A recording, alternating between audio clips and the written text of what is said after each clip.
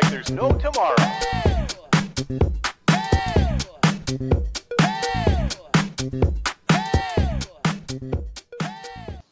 Et une nouvelle enquête aujourd'hui avec Mélanie. Alors, Bonjour. salut Mélanie. Alors, aujourd'hui, c'est un sujet qui m'a été proposé, qui m'a été soufflé par quelqu'un que tu connais bien, dont le prénom commence par Ju et finit par Li. Donc aujourd'hui, nous allons parler des gardiens des lieux. Alors, qu'est-ce que ça t'évoque, les gardiens des lieux? Eh ben, ça m'évoque que je vois un espèce de géant circuler dans les rues de mon village. Ok. Et qu'est-ce qu'il fait là, lui? C'est qui ce géant? Justement, il sait pas trop ce qu'il fait là, lui. On lui a dit, Ouais. t'es le gardien des lieux, donc il garde. Il circule. Et en fait, il garde le village? Ouais. Est-ce qu'il accepte de nous accorder une petite interview, ce gardien? Ouais. Bon, il est pas 100% lumineux. Enfin, toi, il a l'air chargé quand même. Hein. D'accord, ok. Alors, on va essayer de pas trop l'embêter. On va essayer de lui poser des questions tranquilles. On va pas essayer de trop de le chercher. Non, c'est pas méchant. C'est plutôt, en fait, c'est comme si ça faisait une éternité. Oui, Qu'il faisait des rondes? un village qui faisait les allers-retours Ouais, de haut en bas du village. Hein. C'est un petit village donc avec une rue principale comme ça. ouais, Et qui fait du coup, c'est comme si ça avait perdu du sens en fait ce qu'il faisait. ok. Et qui c'est qui lui a donné cette mission? Alors, il me dit qu'il est arrivé pour le fondateur du village. Donc, je vois une ferme où il y a une création, donc ça date. Hein. Oui. C'est une maison avec des murs de pierre où voilà, c'est une ferme à l'ancienne, tu vois, familiale, avec un peu tout dans la basse-cour. Enfin, tu vois, j'ai 300 ou 400 ans. D'accord. Et lui, voilà, il était connecté à cette ferme-là, donc en tant que gardien, gardien de la vie. Je le vois avec toute la basse-cour et gardien de l'harmonie de cet agriculteur, de cette ferme, et autant au niveau de sa famille que de tous les animaux qui vivaient avec et toutes les plantes toutes les plantes qui poussaient, quoi, hein, tout ce que l'agriculteur, le potager, enfin voilà, le Ouais, ouais. maraîchage et tout ça. Tout le vivant. Donc là, il était gardien de ça. Ok, mais d'où il vient, en fait? C'est une âme?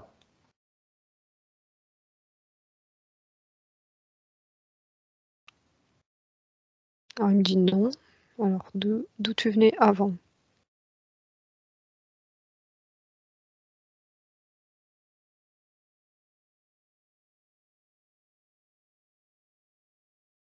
Alors c'est comme c'était son avant même qu'il y ait de construction de village, il y était déjà là.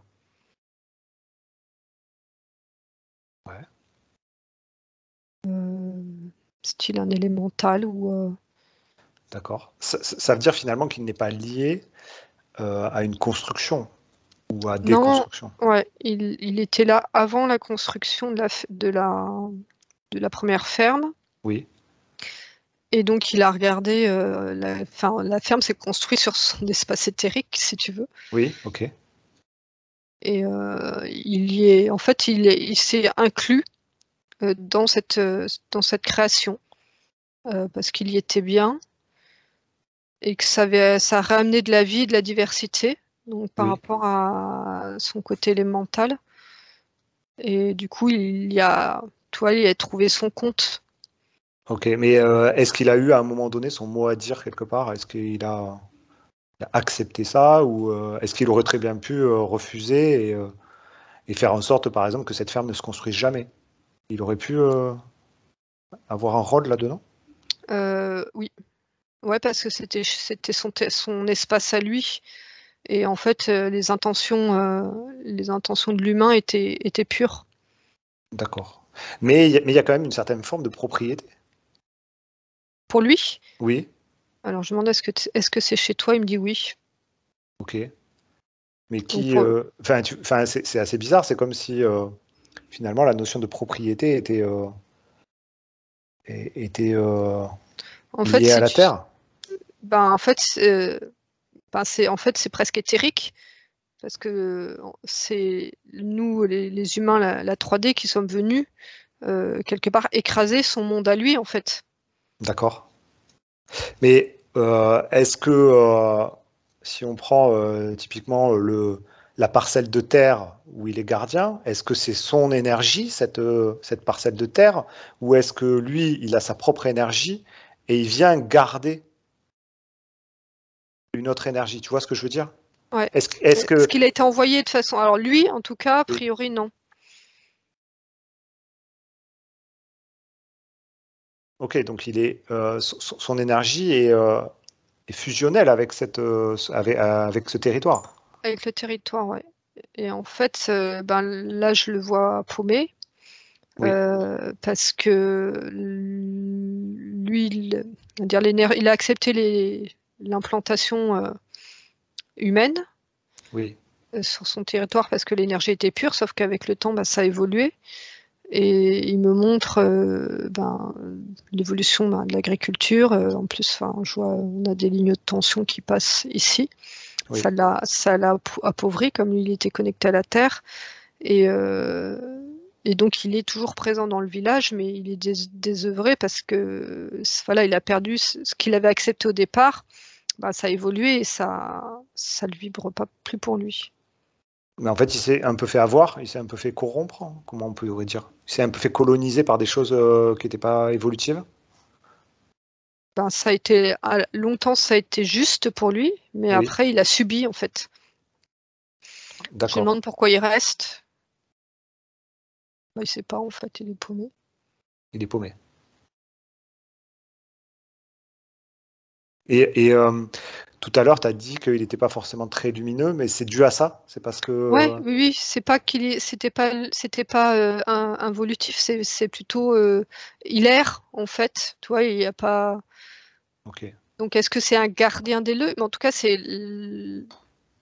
la présence importante sur là, le village. Et du coup, ce que nous on appelle gardien de lieu, c'est présenté comme ça. d'accord.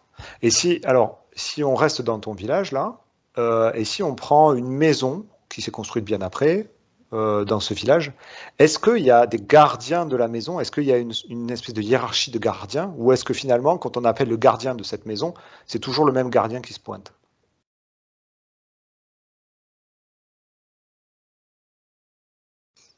Alors, toutes les maisons n'en ont pas une. Et sur certaines, il y en a d'autres. En fonction des habitants qu'il y a dedans aussi. Mais il y a une En fonction. hiérarchie des gardiens? Est-ce que par exemple, le grand gardien qui sillonne les rues, est-ce que c'est le big boss de tous les petits gardiens du village, quoi? Là, de ce que je vois sur une maison, le gardien de la maison est autonome dans l'espace de la maison et l'espace de propriété de la maison. Ok, pas de hiérarchie à ce niveau-là. Ouais. Voilà, je vois pas d'impact, en fait, en tout cas par rapport au gardien que je vois. En fait, je le vois posé sur le toit de la maison Oui, et irradier de sa lumière toute la maison et la délimitation du terrain. Tu vois, donc il y a un peu la d'accord. notion de propriété quand même humaine, Oui, vu qu'il ne va pas, il va pas au-delà, son énergie va pas au-delà de la propriété du lieu défini par les humains. d'accord, ok. Et c'est lui qui s'est calqué à ça ou ça s'est passé comment? Pourquoi finalement ce serait pas un gardien avec qui garde deux maisons? côte à côte.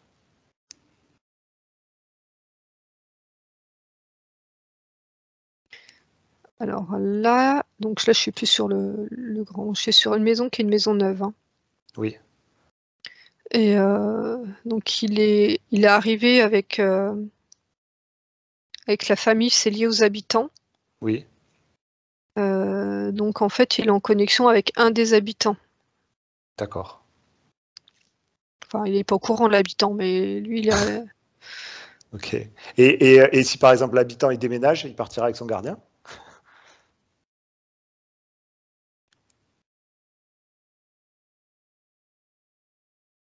Alors, je lui pose la question. Ah oui, oui, vas-y. C'est le gardien qui choisit. Ok. C'est S'il le part. gardien qui choisit en fonction de la destination. Parce qu'en fait, il est arrivé comme ça, mais dans le temps, il s'imprègne aussi du lieu. Oui, Il va choisir s'il doit suivre la personne et et en fonction du lieu où va l'autre personne. mm, Et aussi en fonction du nouvel arrivant. mm. Ce qui va être le mieux aussi pour lui et sa mission par rapport à la maison. D'accord. Et est-ce que si par exemple cet habitant est en conscience par rapport à ce gardien, est-ce que potentiellement il pourrait dialoguer avec lui et négocier avec lui euh, par exemple lui dire ben, viens avec moi, tu verras, je prendrai soin de toi, etc. Ou tu prendras soin de moi, j'ai besoin de toi. Est-ce qu'il peut y avoir comme une sorte d'amitié entre un gardien et un habitant? Il peut y avoir un dialogue, une connexion, une cohabitation. Mm. Parce que là, j'en vois celui que je vois, et vraiment, toute son énergie imprègne vraiment les murs et le terrain, toi. Oui, Donc, quelque part, il peut communiquer avec, mais il va pas s'adapter à l'habitant. d'accord. Tu vois, si c'est un habitant qui n'a pas une belle énergie ou voilà, qui est plombé, tout ça, lui, Ouais. il va pas s'adapter, si tu veux. Lui, il va rester dans sa mission propre et dans ses Ouais. énergies propres. Mm. Ok. Comment on peut vivre avec finalement avec les gardiens? Comment on peut vivre avec un gardien euh, pour être en harmonie avec lui?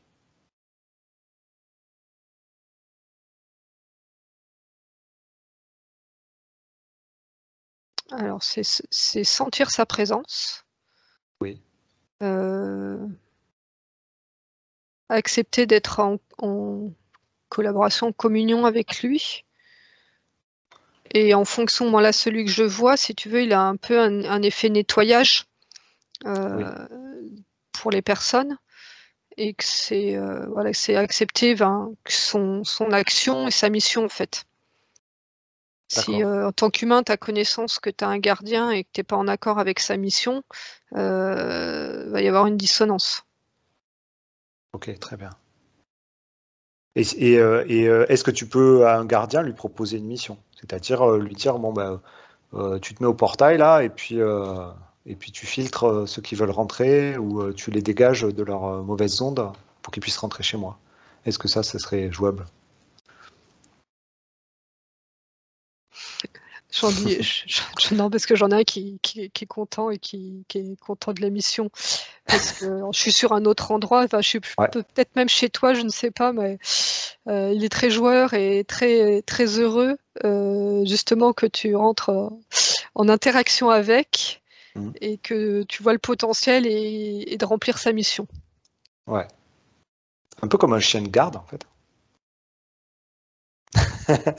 Et les chiens de garde, ils sont super contents en fait. Ils sont là pour faire plaisir à leur maître et tout, quoi. Ouais, ouais, mais si tu veux, le gardien, il n'est pas dans cette notion relationnelle de maître. Hein, Ouais, ouais, d'accord. T'es un peu chez lui quand même. Hein, Ouais, cohabite quoi. Donc, ouais, c'est la cohabitation. Et en fait, si le locataire ou le propriétaire, enfin, en tout cas pour lui, c'est locataire, hein, des lieux est en harmonie et puis même échange avec et qu'il y a un accord sur sa mission et lui laisse sa possibilité de remplir sa mission, là, celui que je vois, il est en joie. Ouais, d'accord. Alors, si on regarde les fameuses missions, quelles missions diverses et variées ils peuvent avoir ces gardiens? À part juste garder le lieu contre des énergies involutives, euh, qu'est-ce que ça peut être comme type de mission qu'ils peuvent avoir? Alors, ça va vraiment dépendre du lieu de bâtisse. Et du coup, toi, là, je suis sur une habitation très ancienne. Donc, il a comme mission de conserver la mémoire de ce qui s'est passé, conserver la mémoire des lieux. Alors que c'est pas une mémoire négative, hein, une mémoire de choses qui sont sorties pour réalimenter. J'en ai un autre qui est dans un lieu plus. C'est même plus qu'une église, hein, c'est peut-être une cathédrale ou un lieu spirituel. Il est gardien d'un objet. Je ne sais pas si c'est une relique ou voilà, un objet de cette sorte, a priori relique. Oui. Et donc lui, il est vraiment là en mode chien de garde. Et sa mission absolue, c'est les yeux vissés sur cette relique, qu'elle soit pas, qu'elle reste pure dans ses informations de toi. C'est en énergie, quoi. D'accord. De veiller à ce que la vibration ne soit pas corrompue ou baisse en intensité. Donc, qui c'est qui les a envoyés? Ben, il y a plusieurs possibilités, hein.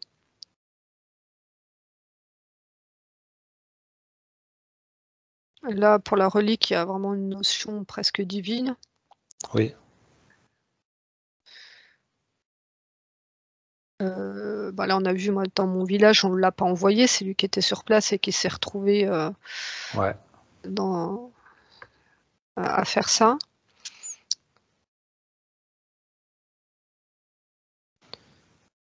La vieille maison, en fait, c'est une sorte de création parce que c'est un lieu où il se passait un peu des recherches un peu sur l'occulte, des découvertes qui doivent rester secrètes, toi. Des découvertes et des recherches de sciences occultes et qui devaient être vraiment maintenues dans ces lieux-là. Ok. Donc le gardien, ça c'est moyennement lumineux, hein, celui de cette vieille maison-là. Mais bon, ça reste le gardien des lieux. A été, en fait, il vient du même plan que ces personnes qui ont fait ces recherches sur l'occulte et découvert des choses. Et ils l'ont appelé de ce même plan. Ça ressemble à une espèce de dragon ou quelque chose de pas très sympa. D'accord. Et en fait, est-ce qu'il y a des gardiens qui sont plus puissants que d'autres, selon d'où ils viennent ou selon ce qu'ils ont à garder? Ah, ok. Ouais. Oui, bah là, l'exemple de la cathédrale, il y a une connexion très très forte, hein, c'est très très lumineux. Donc oui, selon ce qu'ils ont à garder, il y a des profils très différents. D'accord. Et alors, nous, en tant qu'humains, avec notre pouvoir créateur, est-ce qu'on a potentiellement la possibilité de créer un gardien? C'est possible, ça? Alors j'ai créé peut-être pas, mais appelé. En fait, Appeler? tu vas avoir une intention, même si tu as une intention précise de la protection ou que tu vas avoir chez toi, et cette vibration-là peut être entendue dans l'éther et attirer un gardien qui va être dans la capacité de répondre à ton intention. D'accord. Ok. Alors, moi, j'aimerais bien que tu ailles observer quelque chose chez moi. Je vais te raconter ce qui s'est passé. Lorsque je suis arrivé chez moi, j'ai acheté un Bouddha, une statue de Bouddha. Et dans ce Bouddha, en fait, j'ai mis des intentions de gardiennage, on va dire. Des intentions de purification, de gardien, etc. etc. Si tu veux, j'ai alimenté voilà, ces intentions, ces énergies. Voilà. J'ai pensé très fort, j'ai mis tout mon cœur à cette opération-là. Et il y a quelques mois, enfin il y a quelques semaines même, j'ai fait l'acquisition d'un chien, un chien de garde, voilà, qui a été mis sur ma route, et j'ai accueilli ce chien de garde chez moi. Et le premier réflexe du chien de garde qui est arrivé, ça a été de grogner sur mon Bouddha, comme si deux gardiens rentraient en concurrence. Alors, j'ai jamais eu pour l'instant le fin mot de l'histoire. Bon, maintenant les deux se sont acceptés, on va dire, mais qu'est-ce que tu vois par rapport à ça? Alors, ce que je vois, c'est qu'il n'y a pas eu de concurrence de l'un avec l'autre. C'est que ton chien, il a capté l'énergie. Donc, il ne connaissait pas, donc il a été méfiant. Et lui, de son point de vue, ouais, il y a cette notion, quand il a compris un peu l'intention que tu as mis dessus, il y a cette notion-là qui est rentrée en jeu. Mais plus, voilà, parce qu'il ne comprenait pas ce que c'était, parce qu'il a bien vu que c'était pas un chien. Hein. Mais cette énergie de gardiennage, ton chien, il a un haut pouvoir, une forte présence de gardien, quoi. Hein. C'est très très fort. Et lui, il n'a jamais travaillé en équipe. Hein. Donc, c'est ça. C'est plus voilà, du côté de ton chien qu'en soit le Bouddha. Là, quand tu me le décris, je le vois un peu comme une fontaine jaillissante, tu vois, comme ça, en active, qui émet toutes les énergies et les intentions que tu as mis dessus. Oui. Donc lui, en fait, il n'a pas perçu ça comme un caillou ou un statut inerte, et ça lui a fait très bizarre. Ton chien. Oui, oui, Mais en oui, soi, le Bouddha n'a pas changé. Hein, oui. Lui, ça... Lui, il s'en fiche, il est là, il est posé sur le buffet. Lui, il n'était pas en concurrence, mais c'est le chien qui n'a pas compris cette énergie-là. Et tu as son passif au chien?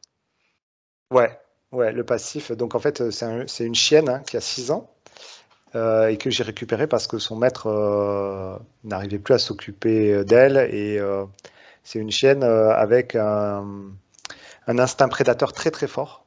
Et c'est la raison pour laquelle je l'ai récupérée.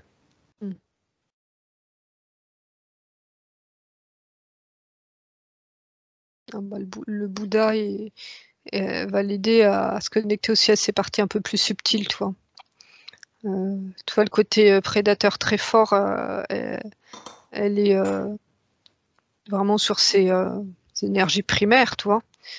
Et tu vas voir que dans le temps, il y a des choses qu'elle va un peu apaiser par rapport à cet instinct prédateur ou contrôler.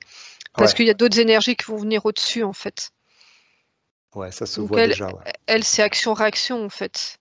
Donc, chose inconnue égale danger, égale je protège. Ouais, c'est ça. Exactement. C'est exactement ça.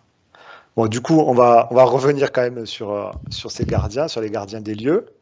Donc, c'est très, très intéressant puisque, effectivement, quand on travaille en géobiologie, on a toujours affaire à ces gardiens. Alors, si on parle de géobiologie, est-ce que c'est le passage obligatoire, le gardien? Est-ce qu'il faut impérativement, avant toute action sur un lieu, est-ce qu'il faut s'adresser au gardien du lieu? Alors déjà, tous les lieux n'ont pas un gardien. Toutes les maisons n'ont pas de gardien, il y en a qui n'en ont pas. Et par diplomatie, il vaut mieux. Okay. Parce qu'en fait, tu as en gros deux options. Soit tu as un gardien hyper lumineux et puis finalement, tu vas pouvoir bosser en collaboration avec. Donc, il va pouvoir te fournir plein d'informations. Et tu peux avoir un gardien vraiment qui ne veut pas que tu agisses sur son précieux. Et puis, en fin de compte, le travail que tu vas faire sera vain ou délétère pour toi, tu vois. Donc, de rentrer en communication avec le gardien, ça permet de prendre la température et de voir ce que tu peux faire en dessous. Si tu veux, si la maison elle est enfermée avec un gardien qui n'est pas connecté à des énergies lumineuses, tu peux nettoyer ce qu'il y a dedans, mais ça va pas rester en fait. D'accord.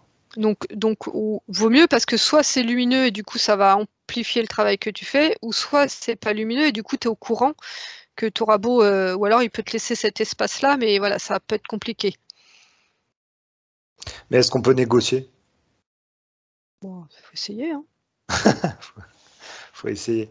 On peut arriver à coopérer, à négocier, à le faire plier sur certaines choses, un gardien. Le rassurer peut-être? Ouais, en fait, ça va être un petit peu du même ordre que les relations humaines que tu vas avoir en fonction de ce que tu as comme personnalité. Là, par exemple, je vois sur un immeuble, Oui, donc avec pas mal de locataires, et il y a un gardien qui a une énorme emprise, voilà, qui est pas très sympa, qu'on n'a pas envie d'aller voir. Et le géobiologue a négocié le travail sur l'espace interne, tu vois, quelque part presque décollé des murs de l'appartement sur lequel il bosse. d'accord.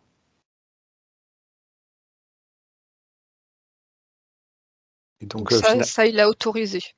ouais, finalement, il a négocié un petit volume Mm.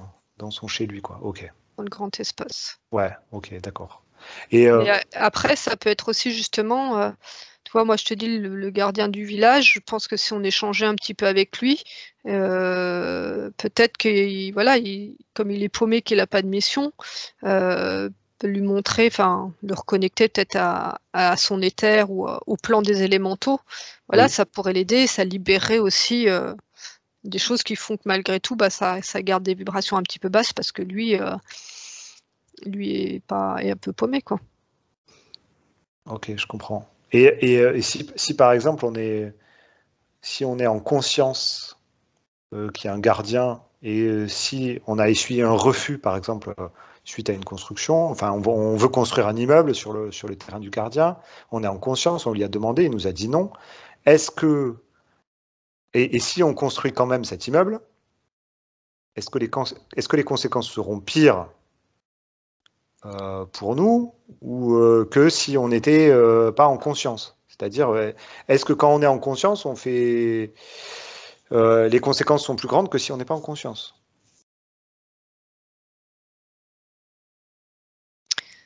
Alors, en fait, je vois les deux scénarios, c'est-à-dire que il y a un immeuble qui se construit, bah, quelque part sans demander l'avis du gardien et qui n'est pas d'accord, et le chantier n'avance pas. Ouais, Le gardien qui veut vraiment pas que ça se fasse, il sort toutes les, enfin, toi, les véhicules qui tombent en panne, enfin tout ce qui est imaginable pour que le chantier n'avance pas. oui, Et quand tu es en conscience, c'est quelque part, enfin, c'est toi qui le ressens, quoi. d'accord. Mais j'ai envie de dire, si toi tu le fais en conscience et que tu es sur un endroit où tu as un nom ferme pour est-ce que c'est l'endroit où je dois construire, que tu vas aller faire vérifier, parce que si c'est un nom ferme, tu vas aller faire vérifier, que tu as des noms de toutes les vérifications, Oui, bon, bah, c'est quand même opération. Et si c'est pas négociable, c'est peut-être que c'est pas l'endroit où tu dois construire pour toi, quoi. ouais. Donc, ouais.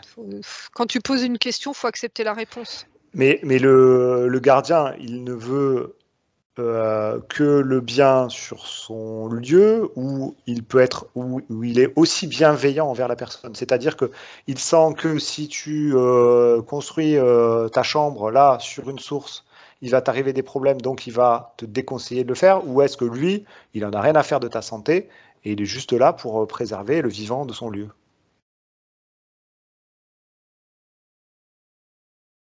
Les deux sont possibles, parce que là, je vois un gardien avec qui on est en communication, Oui, et quelque part qui fait une visite guidée de son espace et qui est heureux d'accueillir la personne qui vient. ok, Donc, lui envoie, même presque dans ses rêves, elle lui envoie les informations. d'accord, ah, super. Et Donc, c'est possible. comment on peut faire plaisir à un gardien? Est-ce qu'on peut lui faire des offrandes, par exemple? Non, je rigole parce que justement, il y a un géobiologue qui est passé dans mon cabinet et il voulait du miel. Ouais, Donc, potentiellement, oui, peut vouloir des offrandes. Mais c'est quand même un certain profil, hein. Parce que là, celui que je te montrais, qui était content d'accueillir un habitant, le fait d'être connecté à l'habitant, qui est simplement une reconnaissance consciente, tu vois, ouais, je te suis reconnaissant, bah, ça le remplit, quoi. ouais, d'accord. Ok. On voit quand même qu'il il sort une certaine personnalité du gardien. D'accord. Et les gardiens qui sont involutifs, est-ce que ce sont des évolutifs qui ont été corrompus ou est-ce que en fait, comment ils deviennent involutifs? Comment ils deviennent sombres, les gardiens? Bah, il y en a qui sont envoyés par les forces involutives, hein. D'accord. Donc ouais, c'est une action volontaire de leur part D'accord. de les envoyer sur certains lieux. Et ceux qui sont, tu vois, comme celui du village, là, il n'est pas involutif dans le sens connecté à des énergies très basses, mais en fait, c'est parce qu'il s'est un peu, voilà, il s'est perdu en route, ou il y a eu, il était plus connecté. Enfin, voilà, il sait plus quel est son rôle, sa mission. Toi, il erre. Donc, Ok. il y a quand même quelque chose d'évolutif dans le temps. Mais Oui. on parle des temps très longs, hein, c'est pas, tu dis 300 ou 400 ans, quoi. Ouais. Et toi, par exemple, là, qui est en visu avec lui, est-ce que tu peux l'aider d'une quelconque manière, ce gardien qui erre?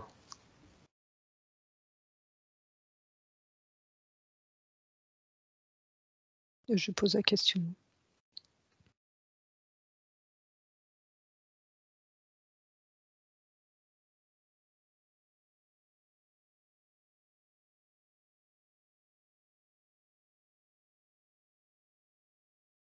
Vraiment, moi, ce qui me marque, c'est là où il était, donc il était déjà à la ferme.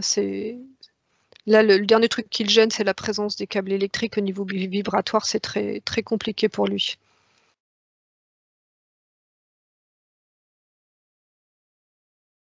Je ne sais pas quel conseil lui donner il est raccroché à cette première mission de cette ferme-là. Il ne se retrouve pas dans l'autre ferme qui est au même Mmh. endroit, enfin, qui est pas sur les mêmes énergies. En fait, il est victime un peu de l'environnement qui a évolué, c'est ça? Ouais, là, c'est l'environnement qui le gêne, en fait, d'avoir perdu cette énergie auquel il adhérait, Ouais. et il est victime de l'environnement. Alors, si c'est un élémental, je dis qu'il peut aller se reconnecter au plan des élémentaux, hein, pour se ressourcer. Ouais.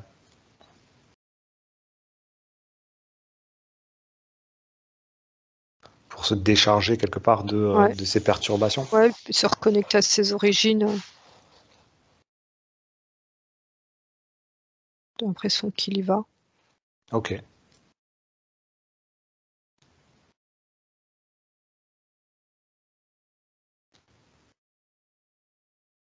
En tout cas, il s'y est reconnecté. D'accord. Bon, ben c'est cool. Tu as fait ta BA de la journée.